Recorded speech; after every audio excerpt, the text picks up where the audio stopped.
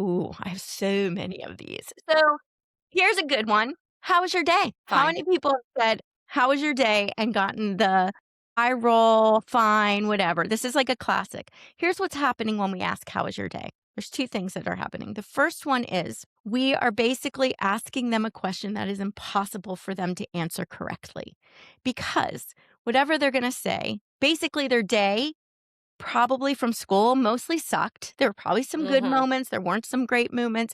That question is a very impossible one. So fine is actually the best answer they can come up with because Right. when you merge it all together, it was fine. Fine. The second one, well, there's three things. The second one is when we ask, we're often asking when they're exhausted.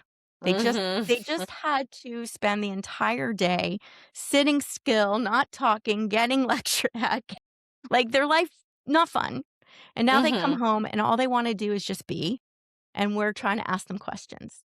And the third one is they want autonomy. Guess what a question is? It's actually a demand for an answer. I need you to tell me. I need you now to talk to me. So the simple "How was your day?" we mean it fully about, "Oh, I've missed you. I just wanna know how you were. Oh, I would love a conversation." And we get resistance because we're pushing up against the 3 things that feel bad for them right now. So here's what I like to do. "Hey, honey, it's good to see you. Welcome home." That's it. That's it. "Welcome home." Yeah, So that's that's a big one. I think the other one is trying to get our kids to, like, pressuring our kids to talk more and more and more. I've had kids tell me all the time, they're like, "I don't know what my parents want me to say. I've told them everything I know. Like, I don't understand. What do they want from me?" And we keep digging because we have, like, a specific answer we want. They don't know what it is. So right. they get just really frustrated. So I think a lot of this, again, is when we just open it up, sometimes we Mhm. ask a question, and I always talk about questions are more about planting seeds, not picking Mhm. fruit.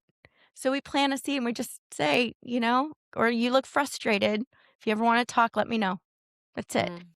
And Okay. when we open that up for them without pressuring them to give it to us, when they're ready and they feel safe, they will open up Mhm. to us. So if a parent listening feels like they lost that connection with the teen, is it possible to rebuild the trust, and how do they even start? 100%. It is always, and I will tell you, I have seen numerous cases that I've worked with where they felt like their connection was so off the rails that Mhm. it would never, ever happen. It is slow. It is one step at a time and it is consistency. But what we want to do is decide today, I want to build my connection with my teen. And it has to be from your perspective only. One of the things that we mistake is we make an effort and we get upset when our teens don't respond back.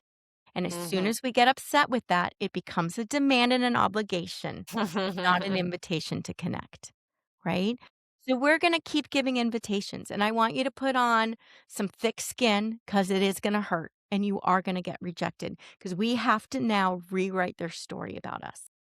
And that is a Mhm. hard thing to do. If we have years of writing a story one way and we now want to change it, they are not going to trust one or two changes that it is changed for good. Yeah. Not at all. They are not gonna open themselves up for that. They are gonna question it. We need to be consistent.